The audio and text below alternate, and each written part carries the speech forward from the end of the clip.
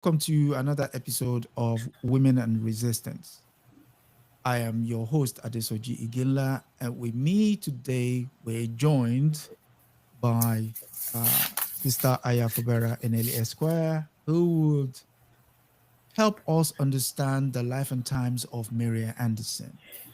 And for those who are joining us for the first time, Miss Eneli would be embodying the life and times of Marian Anderson, who is the subject of our discussion tonight. So, welcome, Miss Anderson. Thank you. Yes, you are considered the voice that defied Jim Crow. Could you take us back to who is Marian Anderson? Well, good evening, everyone, and thank you for the opportunity to speak with you this evening or whenever it is that you happen to be watching this. You know, when I received your invitation, I really did ponder it for a while, Hmm. um, having perused the other women that you have spoken with. Hmm.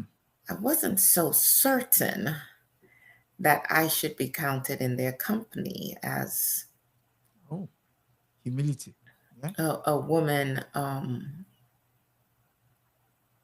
who really committed my life to resisting. You know, I bore no weapons in that traditional sense.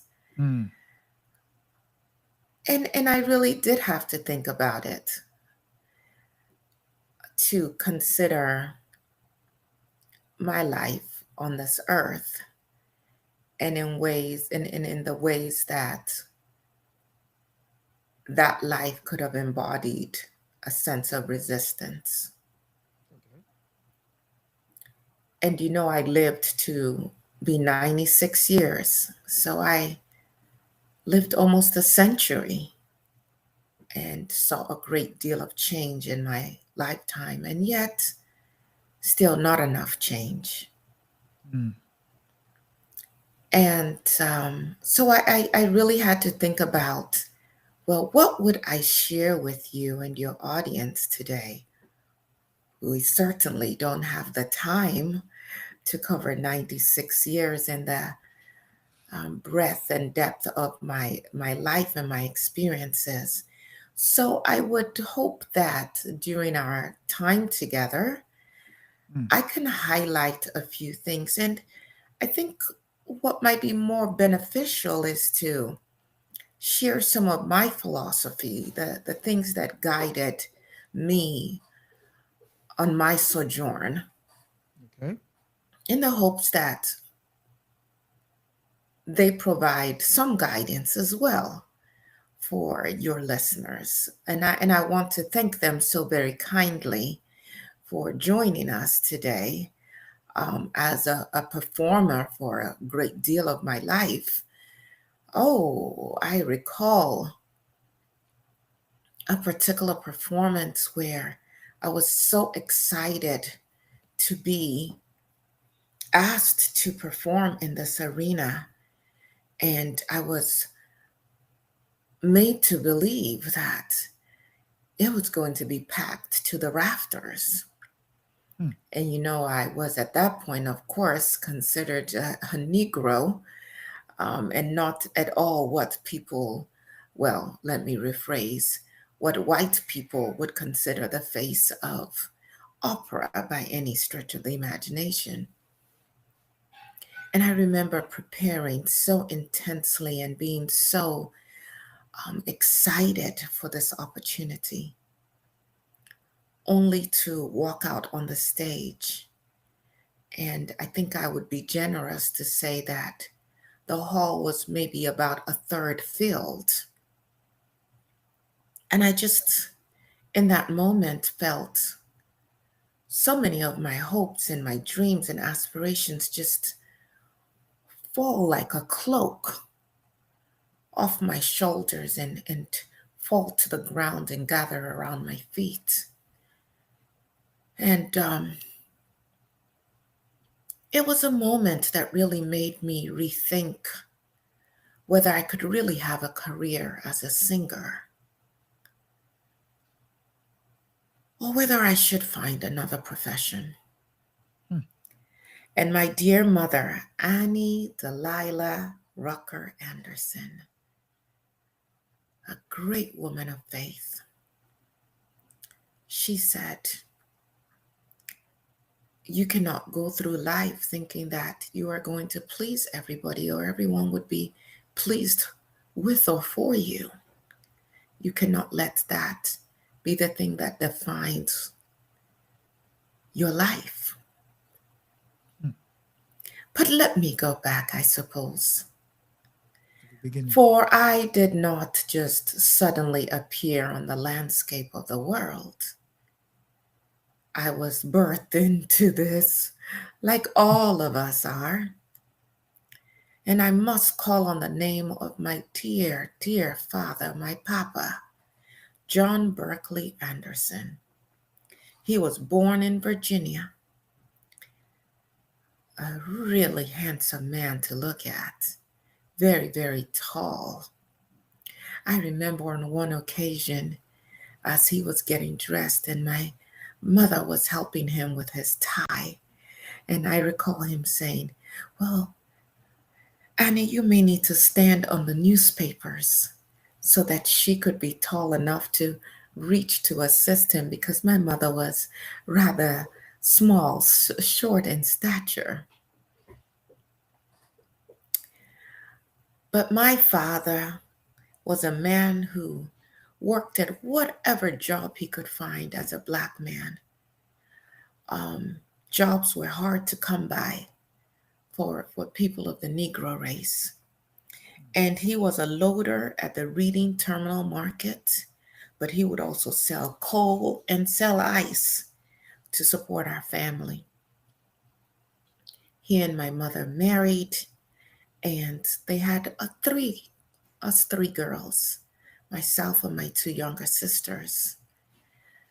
And they eventually moved to Philadelphia, which has a long and storied um, History. history in terms of the Negro people in the United States of America. And, you know, you had freed um, African Americans, as we are called now, who were educated and had great sources of income. And unfortunately, you also had the masses of us who were struggling to make ends meet.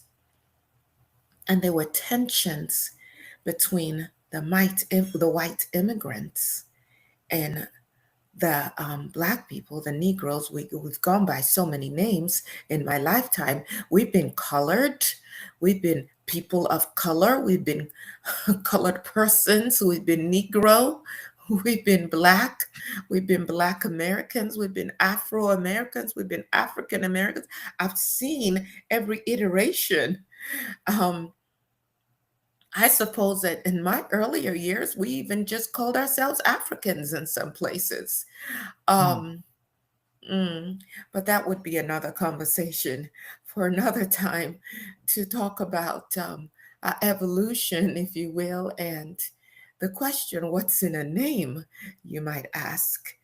Um, I was born in February 27, 1987 in South 1887. Philadelphia in 1897, of course, 1897 in South Philadelphia. And ours was a close-knit community of Black families and churches. Oh my goodness, the churches were at the center of everything, of Negro life at that time. We had our Hmm. socials at the churches. We had our dinners at the churches. Of course, we had church at the churches. Um, it- Sundays were definitely set aside for all day you were in the church. You went in the morning and we had a little break and we were back in the evening. And It was not a wealthy world, but it was Mm. rich. It was, oh, my world was rich in gospel and rich in community and rich in traditions and rich in the sense that we belonged to each other. And so when I began to sing as a little girl in the church, first, just my mother having me in the children's choir, and my Aunt Mary, who had such a profound impact on my life, began taking me to her choir rehearsals. And, they started to call me baby contralto. Mm. And I recall a time when I was on my way home and I saw this leaflet and I picked it up, and lo and behold, there was a picture of me and my name. It was the first time I had seen my picture and my name, and it was an invitation for the community to come and hear baby contraltos sing.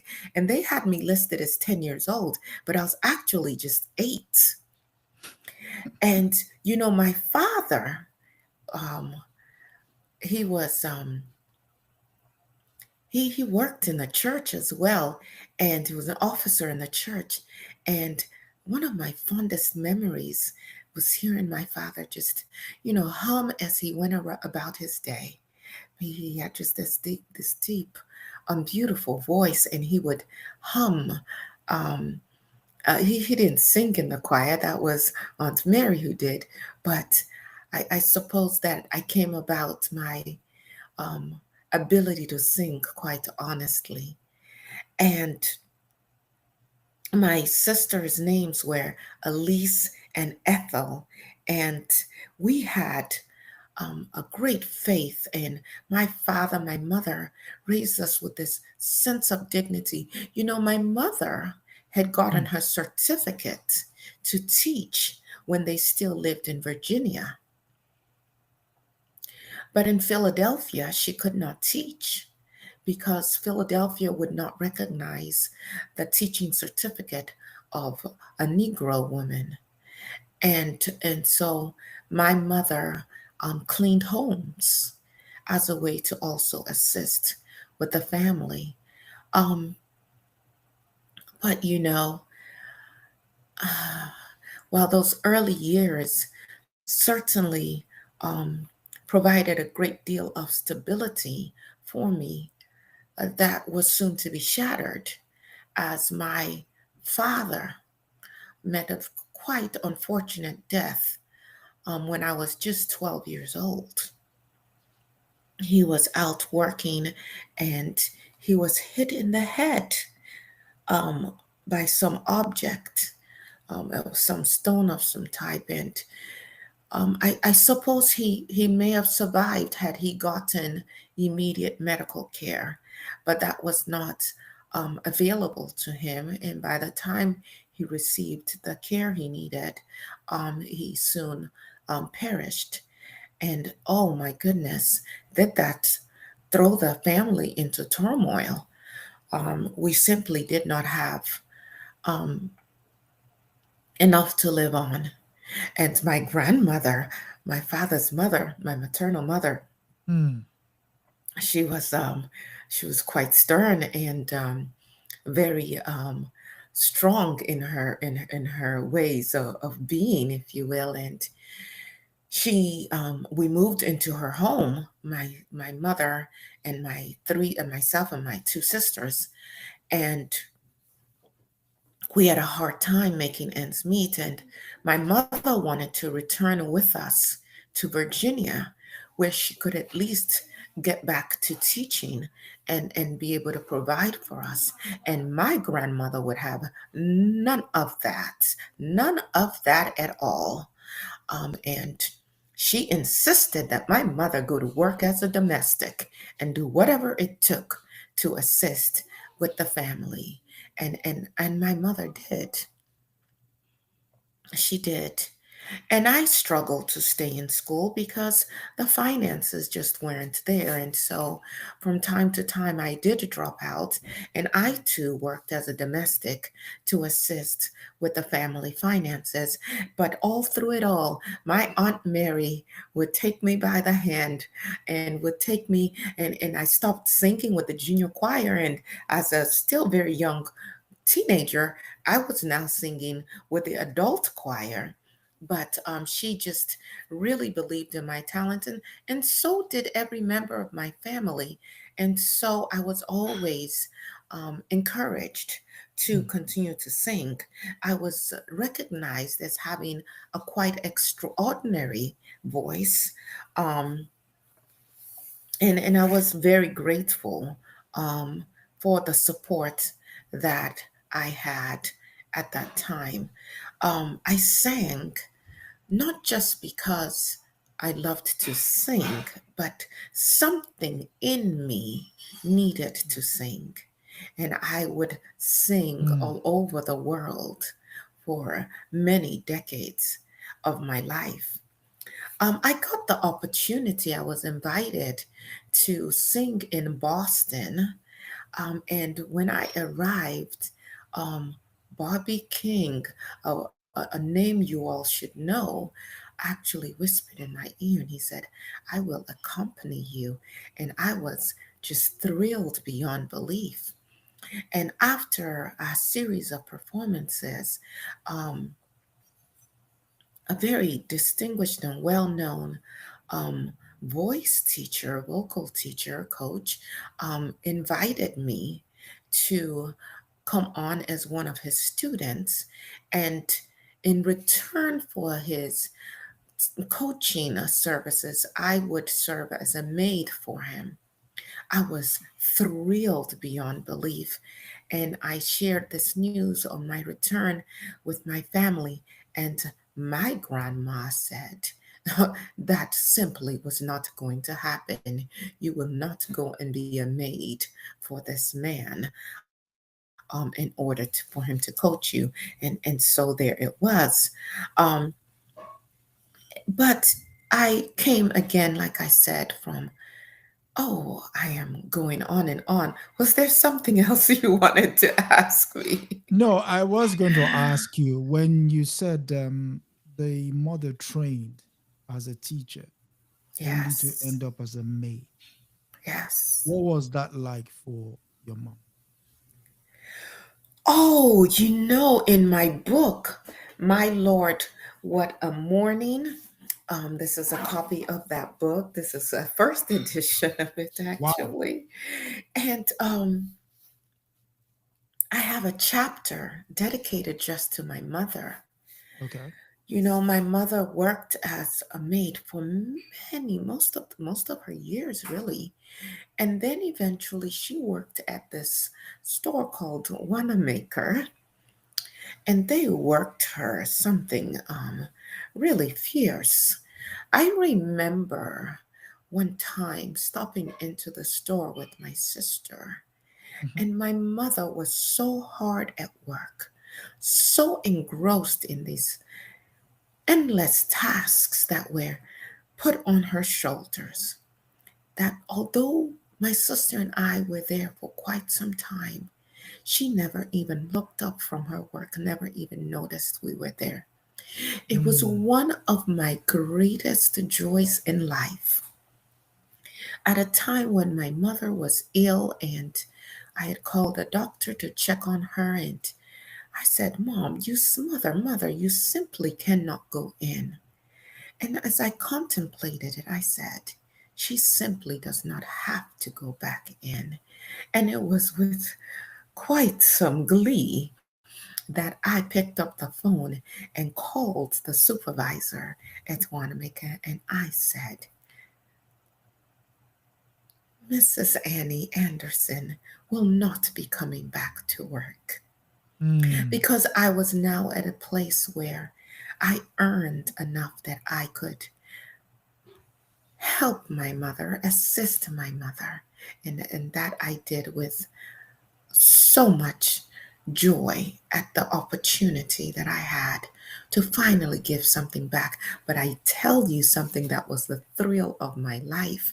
And I realize for your audience, I might be jumping around, but forgive an old woman.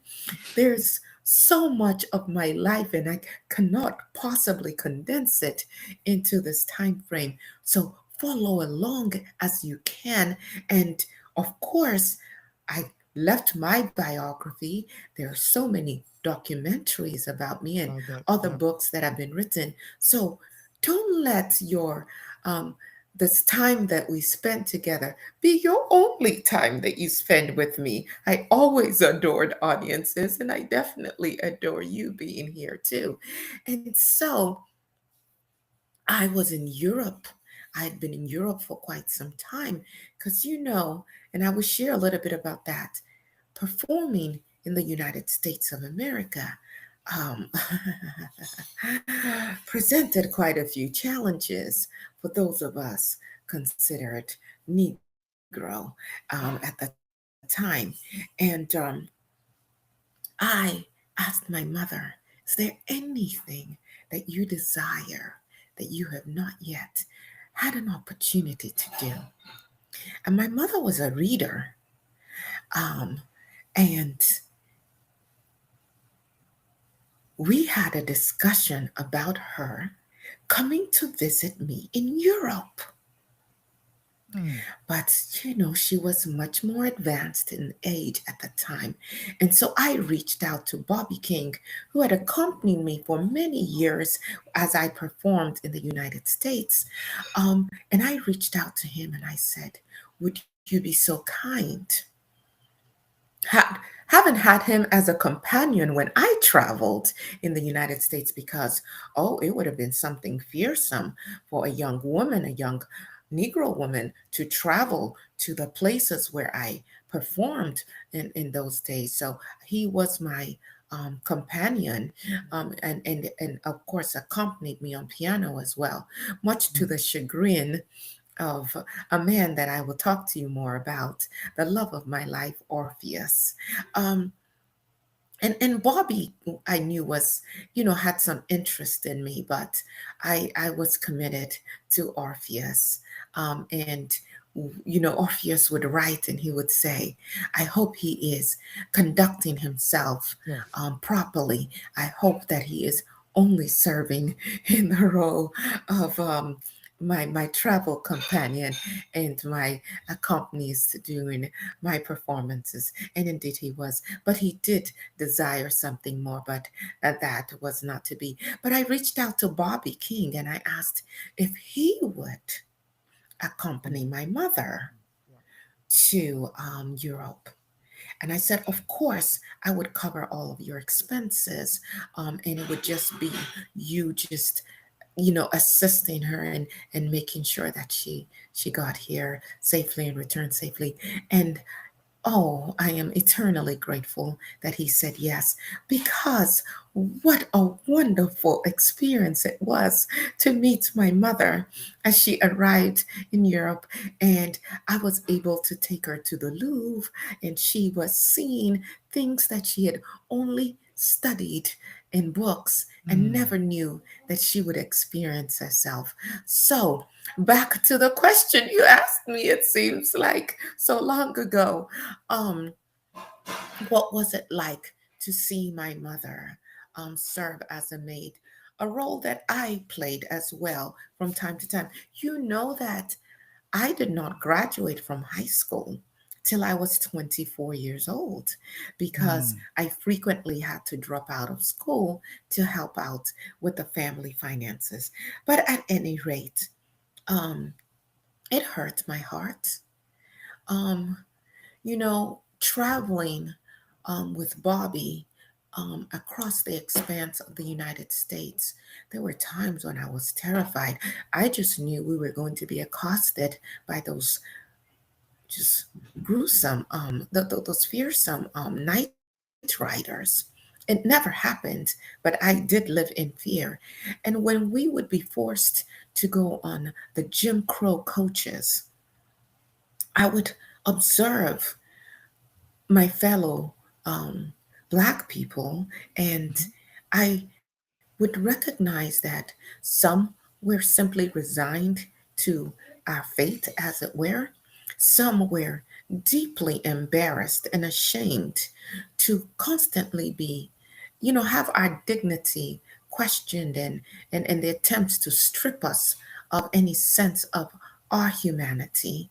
Um, and so it ran the gamut, but you could not escape at that time Jim Crow or the ways that it restricted and impacted our lives. And so seeing my mother um, hmm, in that station of life was certainly worrisome.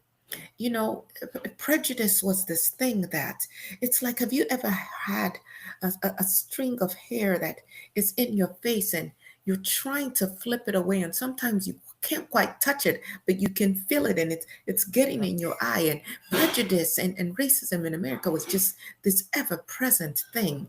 And so I wanted better for her. She wanted better for herself, but we lived in our times. But it wasn't just my mother, it was me. I was shut out from many places that Mm. I could have performed. And there were places where they would want me to go in only through the kitchen, through the colored section. There were many times when I would perform the exact same songs first for an all white audience, and then the same performance, but now for an all black audience, all in the same day. Wow. But going back to my childhood, because it's important to center community, I must speak of the Union Baptist Church on Fitzwater Street, because that was one of my earliest sanctuaries. It was at this church that I first discovered the power of congregational music, the role of voice in lifting and liberating oppressed people and communities, and the expectation that I always hoped to embody, um, that excellence in and of itself Mm. is a form of service. It was ingrained in us that regardless of the unfortunate circumstances that may be forced on us in Jim Crow America, we must always present ourselves in excellence with a sense of composure and dignity, not tied to our station or the audience we might receive. You see, you had to Mm. know who you were within yourself. And so, excellence for me was always a form of service, something that was modeled for me at Union Baptist Church. And so, by age 10, like I said, but really by 8, I was singing solos. By 13, I was leading the junior choir at our church. And by 18, the church was raising money to send me to professional vocal training, because although they were really reputable um, schools in Philadelphia, music schools, they would not admit Black students. Of course, this was not just my experience. I believe you spoke to the great Nina Simone, Simone. whom Yep. herself was barred from pursuing her God given talent in these institutions simply because of the Yeah. color of her skin. You know, unfortunately, and I pause here very intentionally. Of course, part of my training as an opera singer, we are after all, very dramatic beings, wouldn't you say? Yep. Um, but I paused just then,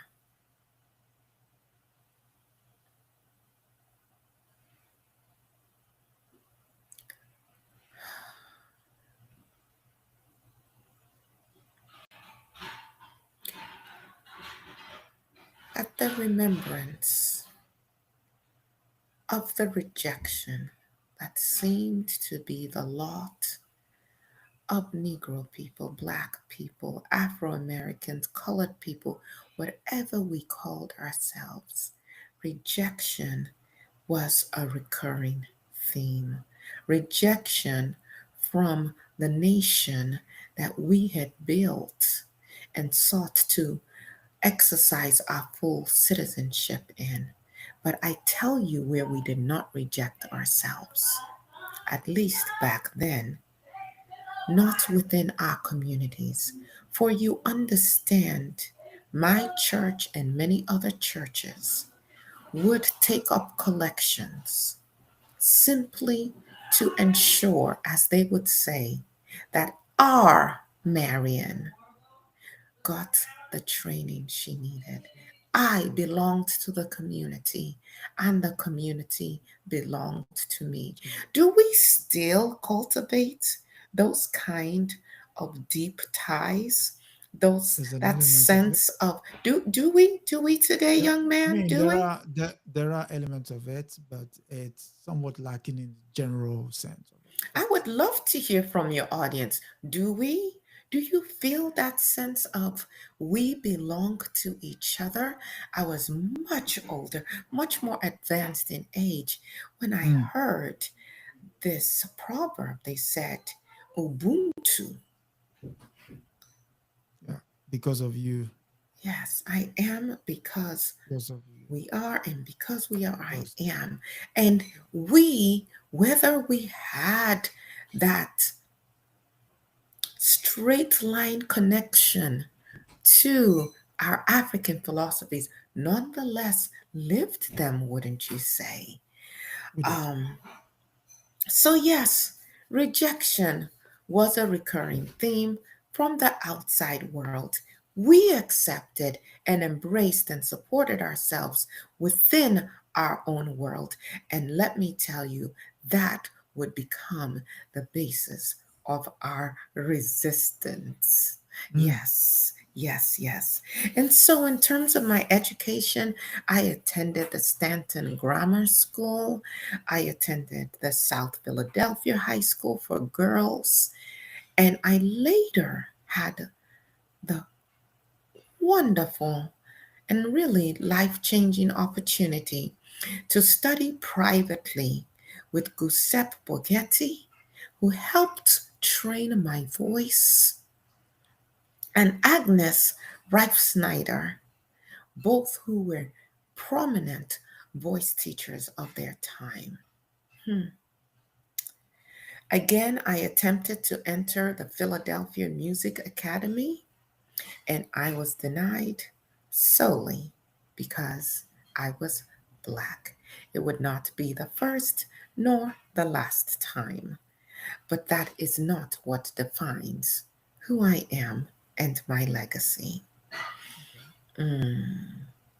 I never stopped showing up in spaces that did not want me, and eventually would be one who broke the barrier for many others, even as there were others who came before me and opened doors for me as well. In fact, the first time I performed for the NAACP, it was because of a door opened for me by another great, in fact, I would say he was the leading opera black singer at the time who sang in German, no less.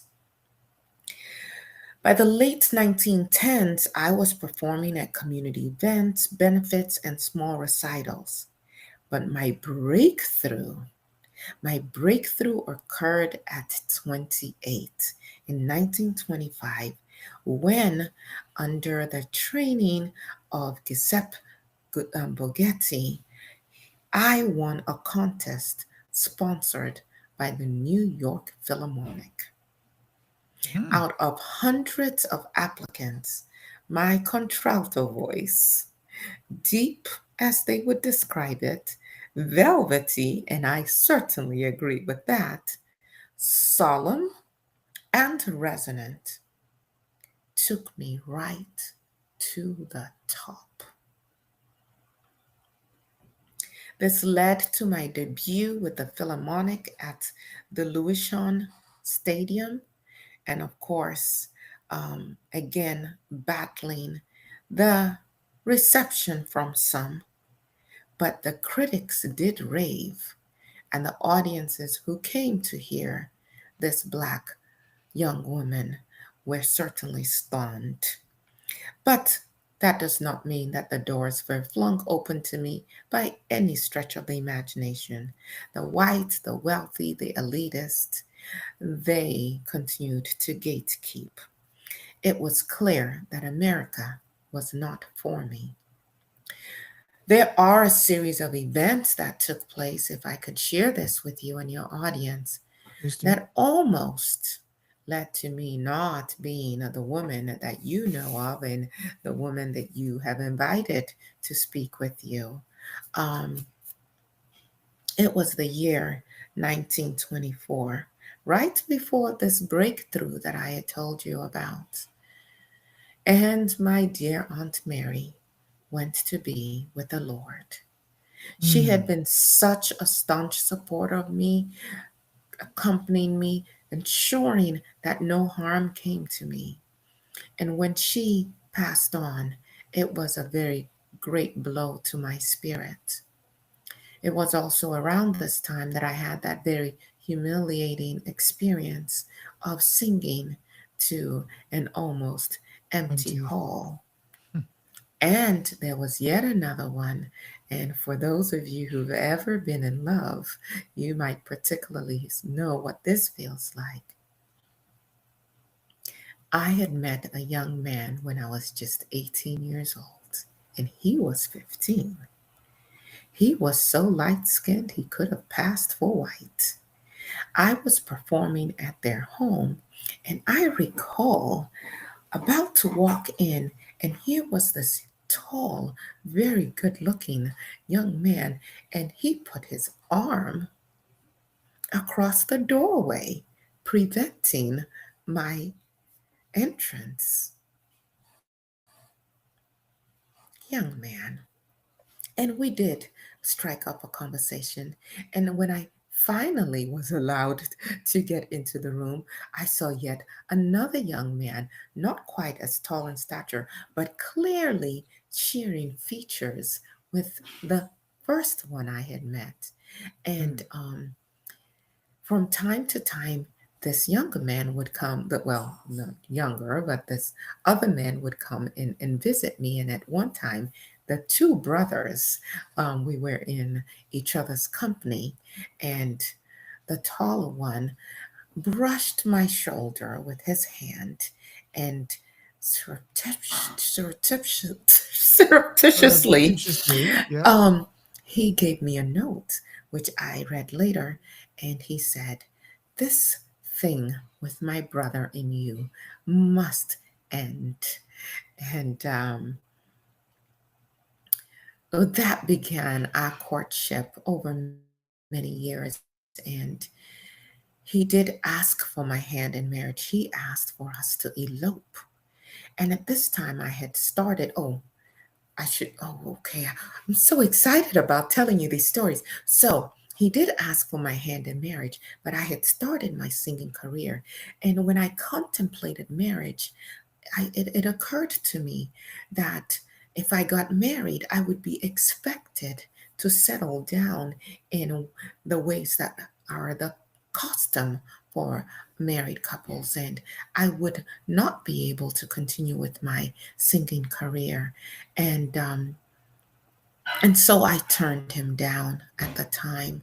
Well, in 1924, the same year my Aunt Mary died, wouldn't you know that this young man went ahead with his life and he married a white woman, and he was passing for white at the time. And it was quite a blow.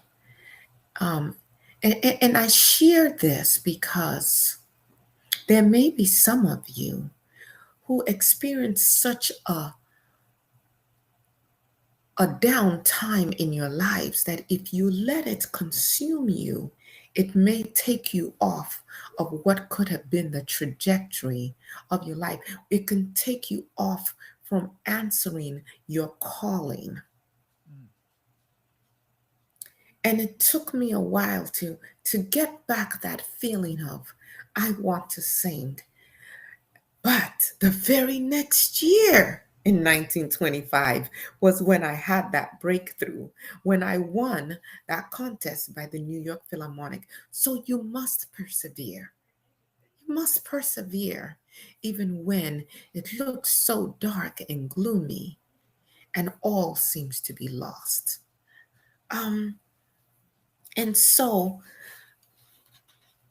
as my career continued, it became clear that United States of America was not going to be the place, and Europe beckoned. And so I traveled to Europe in the early 1930s. And I must tell you that it was in Europe that my artistry fully blossomed. yeah. Have any of you or your listeners ever been to Europe? Have you ever been able to contrast it with the experience of Negro life in the United States of America? I would be curious to know.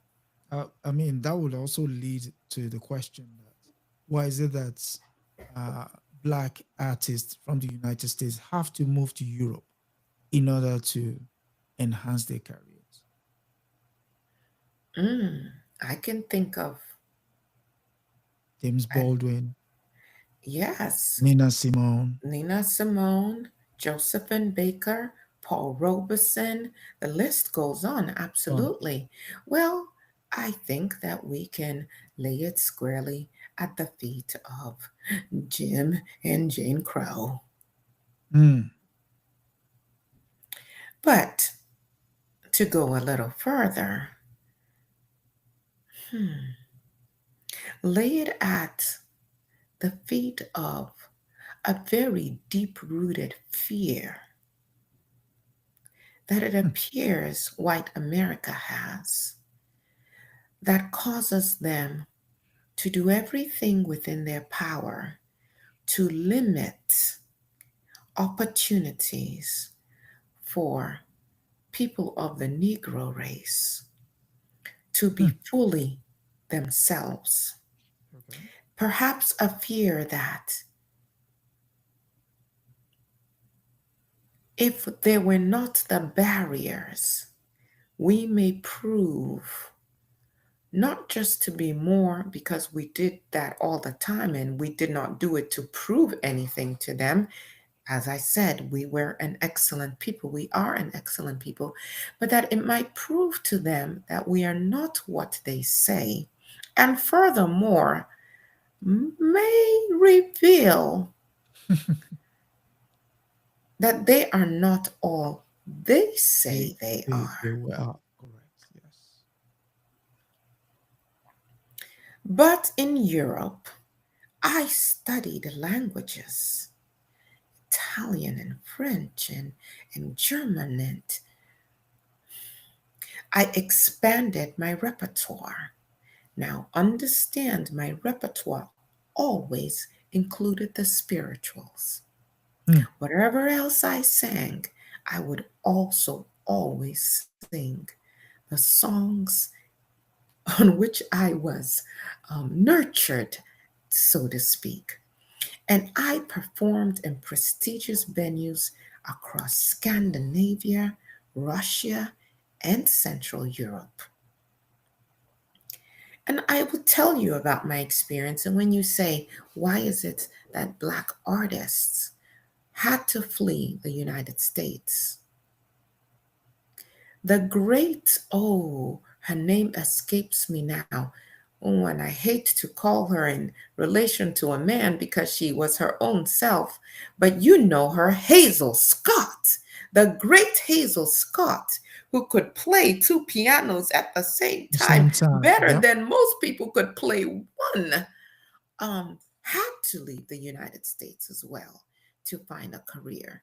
Um, but in Europe, We were not forced to enter through back doors. We were not confined to Negro programs. mm, We were not compared to just a social novelty. Now, don't get me wrong. There would always be these elements who were intrigued by what they would, I suppose, term our exoticism. But I feel my experience was that in Europe, I was allowed to just be an artist, to be a human being, to not always be constrained or confined or defined by the color of my skin. Now, that wasn't 100% the case, you know. There mm. were times and places where there was unrest, particularly um, as fascism began to, Take root. um, yes, in Europe. But I was simply recognized as a great and a talented artist, and I deeply appreciated that. Mm.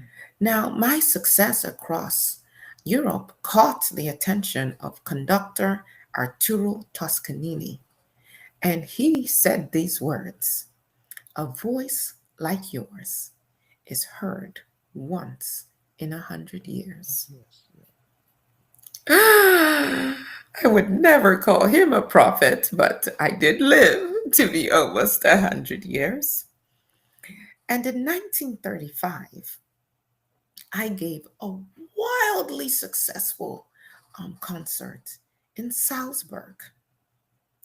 And in It's true. 1936 in Austria. And some of you, oh, maybe, let's see, what would be a reference that some may know of?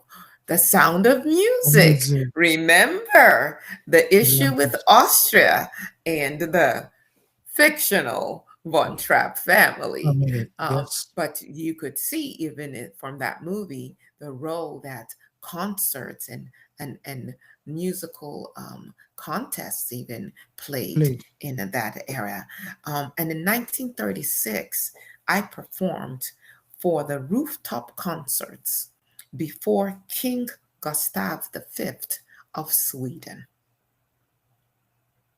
Europe validated my brilliance. They paid me well too. Mm. Um, but home was still the United States of America, and home would always test my courage.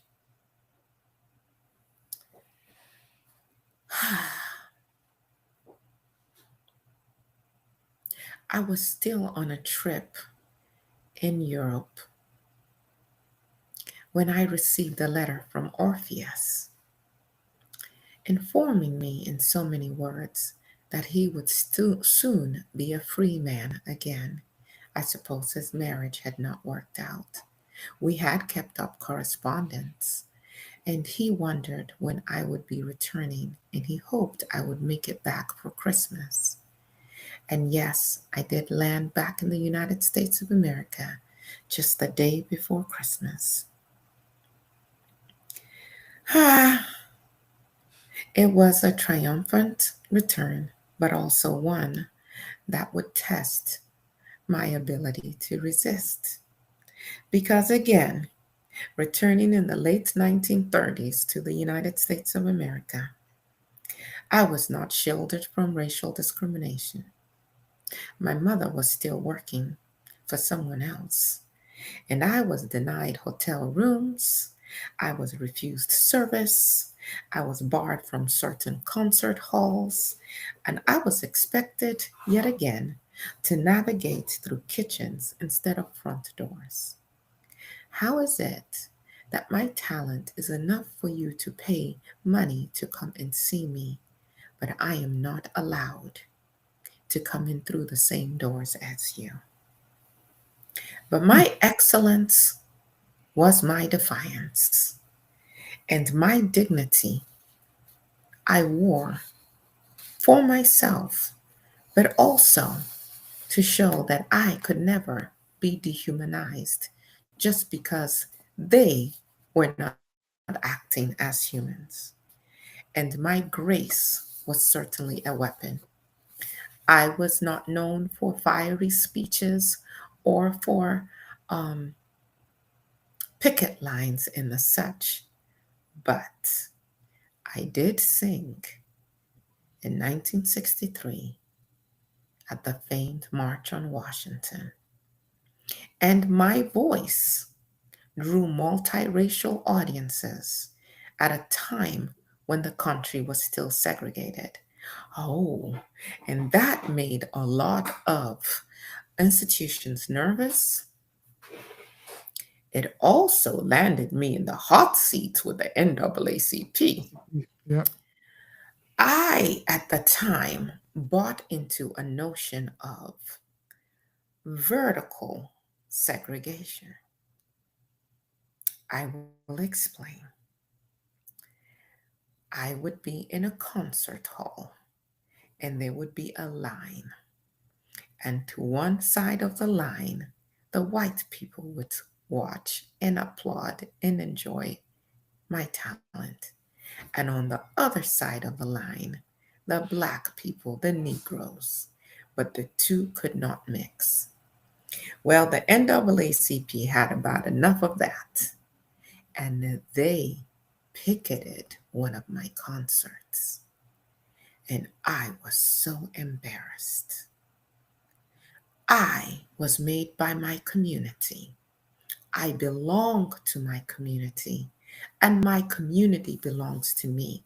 In fact, during the war effort, when I would go and sing to troops, I always made it a point to have some extra time with the colored troops, as they were called at the time, because I belong to my community, and my community belongs to To me. you. Yeah. In 1936, Eleanor Roosevelt and her husband actually invited me to come and sing in the White House. Again, much to the dismay of many racists across the country. I was supposed to sing at Howard University in 1939. We realized that that space was rather too small. Okay. And so the organizers reached out to see if perhaps I could perform at Constitution Hall in Washington, D.C. This was a venue that was operated and controlled by the Daughters of the American Revolution. Yeah. The DAR enforced a white performance only rule. These daughters of the American Revolution, also the ones behind all of these Confederate statues and monuments that started to pop up all across the United States of America decades after the Civil War had been fought, and we thought won. Mm. So, of course, they denied me performing at Constitutional Hall. After all of these years and all of the fame and all of the audiences, kings and queens I had performed for, and here come these people. Now, this humiliation, as they thought, Mm. this racial humiliation, I suppose they thought could have ended my career. But I'm telling you about these moments that feel like all is lost, that if you just resist and persevere, turn into moments that change your life for the better. First Lady Eleanor Roosevelt, who I must say was quite the friend to many Black people, colored people, Negroes, much to the dismay again of some in the circles in which she naturally walked, Yeah. resigned from the DAR in protest. Hmm. For those who would consider themselves our allies, perhaps it behooves you to study the life of Eleanor Roosevelt. She was a friend to us, and she frequently took measures and took stands that could have created and did create some On confused discomfort for her. husband. Well, that did not sway those daughters of the American Revolution. The Secretary of the Interior, Harold Ickes, worked with the NAACP and Howard University to create an alternative. They said, how about an open air concert on the steps of the Lincoln Lincoln Memorial? Memorial. Now imagine this. There are logistical issues here. When you sing in a venue and you're an operatic singer, you understand the acoustics. What happens in an open air concert? Yeah. Well, on Easter Sunday, April 9th, 1939, not a very warm day either. Consider the impact that has on the On the vocal vocal cords. cords Yes. Yeah. of a singer. I stood up, proud and as tall as I could be, wrapped in what Black women understand to be a sign of our dignity in those times. You had to have a fur coat. Don't talk to Aretha Franklin about her fur coats, but wrapped in my fur coat, I sang before 75,000 people. Wow. The Constitution Hall was too small. The place they wanted to keep me out of allowed me not only to showcase my gift and elevate my community in front of an audience of 75,000, but guess what else? What else? Millions more listened to me on the radio. This was 1939. I believe today you young people call it, my nephew said, streams. Yeah. And you are excited when you get to the streams. And I'm telling your audience, get this man his 2,000 subscriptions. We already had accomplished a lot more in 1939. Mm. Surely you can get the 2,000 subscriptions. That is what you're aiming for this month, right? Correct. Correct. Correct. And Yes. I sang My Country, 'Tis of Thee, not as a concession to patriotism, but as a challenge to our nation's injustice. Mm. I essentially said, maybe I didn't need to, whether you like it or not, I too am America, maybe even more so America. In 1939.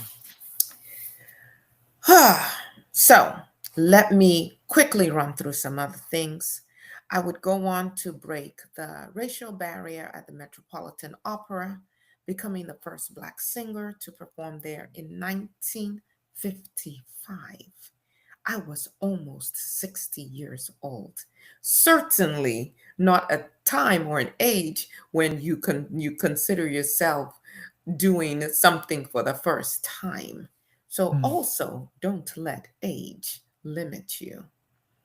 Um, I certainly, in terms of my resistance, did everything within my power to support younger artists, to write them letters of introduction, inspiring singers like Jessie Norman and Kathleen Battle and the incomparable Leontine Price.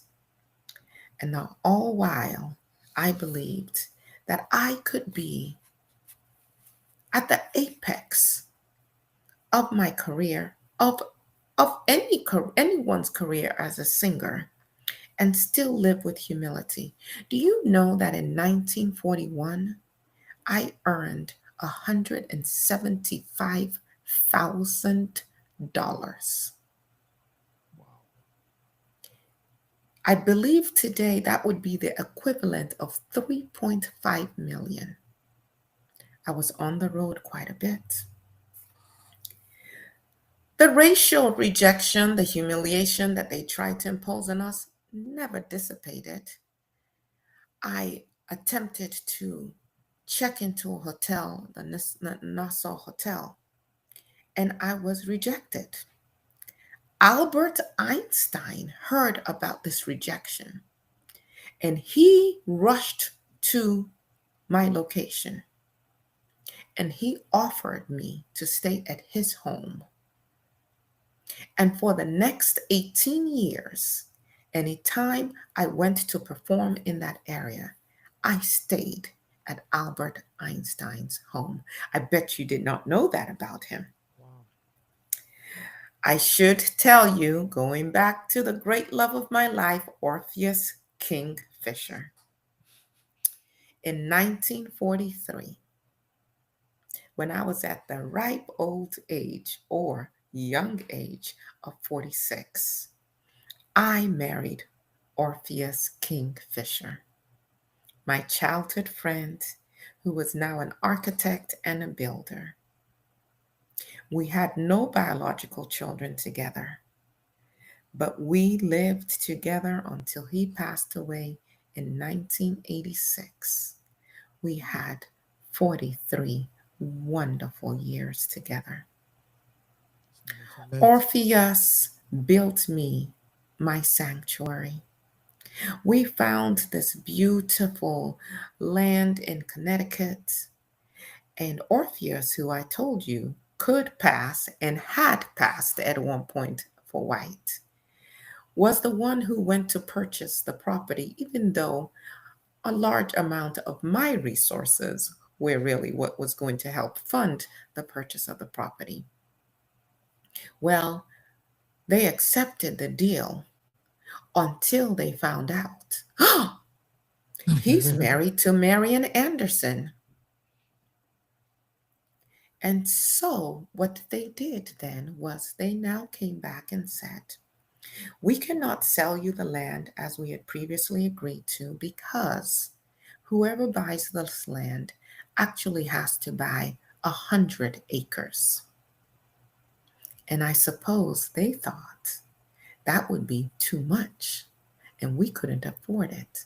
They were concerned that if he moved there with his colored wife, that it Hmm. would bring down the property values of the farms of the white people in the area.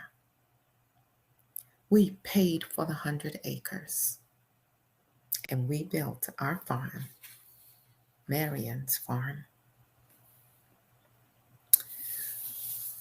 Like I said, we did not have any biological children, but I had the love of the children of my sisters. And in my latter years, after my dear Orpheus died, by the way, there have been stage performances of the love letters between Orpheus and I. You should check them out. I don't know if you young people write letters anymore. No, we Do send you it. pour yourselves out and just express your hearts in words? Do you still do that? No, we do DMs now. Oh, you are missing out on an incredible form of courtship. There is nothing as heartwarming as snuggling in the covers and reading the Yeah, DM. words of a loved one. Yeah, we do DMs now. You call the DMs? What is a DM? Direct message. A direct. Oh, okay. For another time. All right. Now I showed my resistance in a number of other ways as well. Some may know that I worked with the China Relief, that Paul Robeson was very instrumental Yeah. in heralding and supporting, but he was not allowed to perform.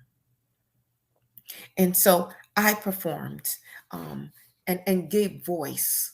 And in doing that, both Robeson and I were recognized the oppression of Black people in the U.S., and we recognized the occupation of China. We recognized the colonial rule in Africa, and we recognized the fascism in Europe, and we saw that all of these things were intertwined. And if we were going to fight against one, we needed to fight against others. Yeah. All. And China supported Black Americans in return. Their newspapers covered me and Paul Robeson with great admiration. Chinese students invited us to perform, and Chinese leaders publicly thanked Black Americans for our solidarity. There were many honors. I will not go through all of them, but I did get the Presidential Medal of Freedom in 1963. I did sing at the inaugurations of Dwight Eisenhower and also John F. Kennedy. I received the United Nations Peace Prize in 1977, the Congressional Gold Medal in 1977. I received a Kennedy Center honor before it was violated in the way that it is being violated by someone that I cannot believe you all elected as your president. But I received that honor in 1978. I received a Grammy Lifetime Achievement Award in 1991 and honorary degrees, doctorate degrees from more than 2,000 universities. And the NAACP also recognized me with their highest medal, their highest honor, the Spingarn Medal.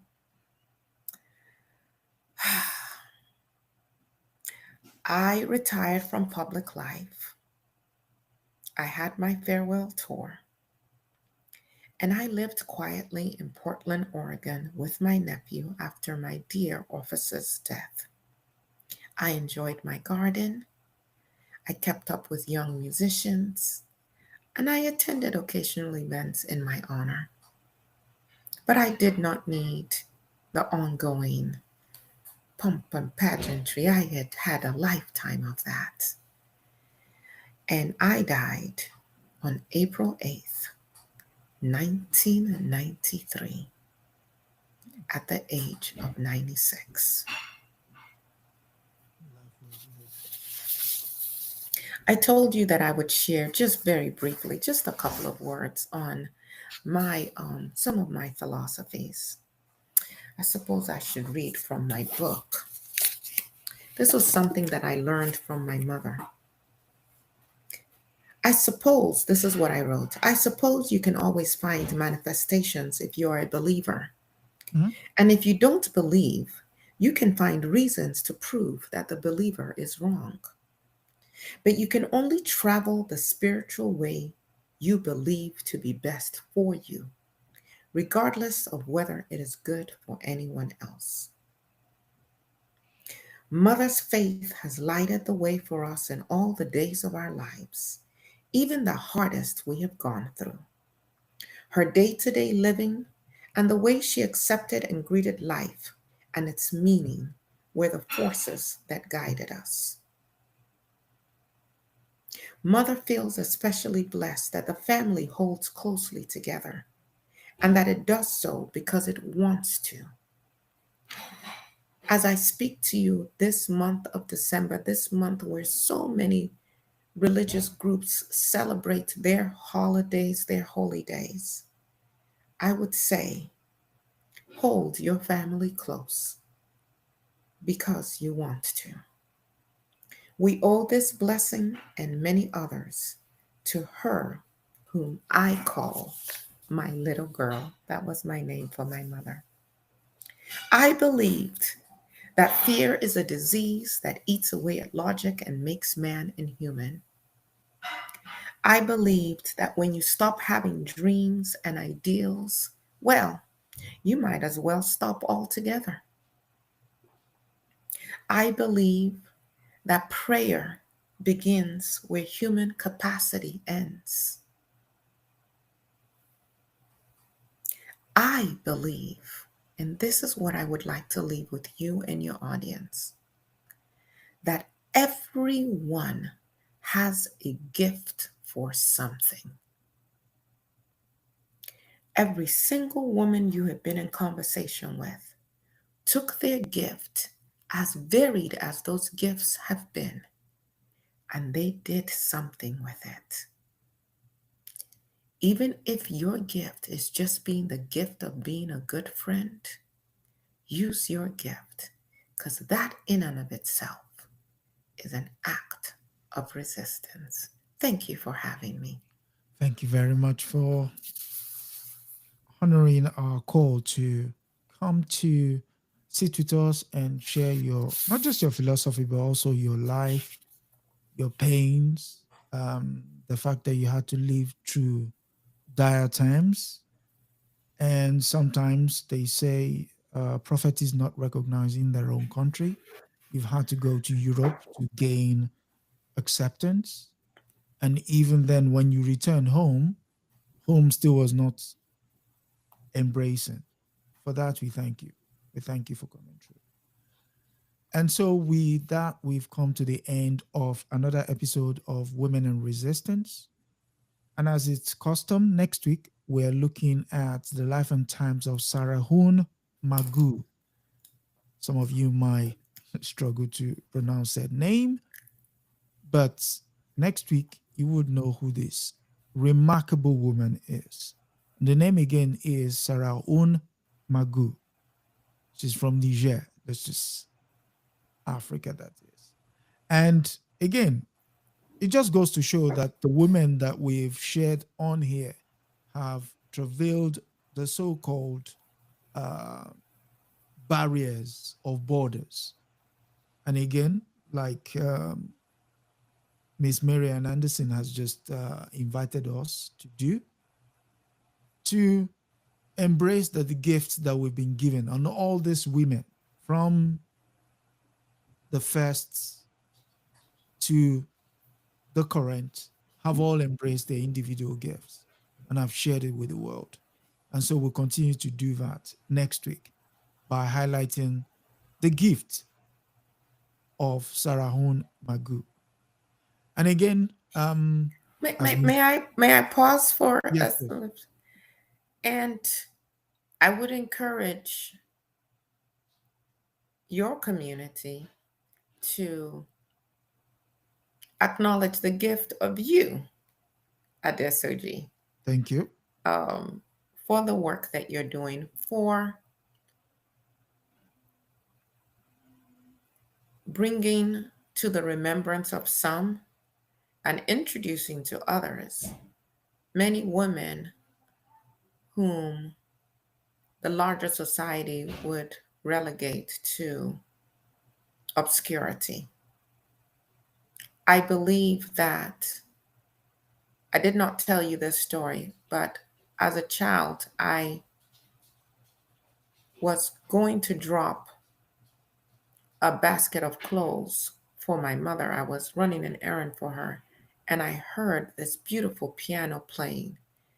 And I tiptoed and I looked in the window, and I saw a black woman just in her home, not dressed up or anything, just playing her heart out.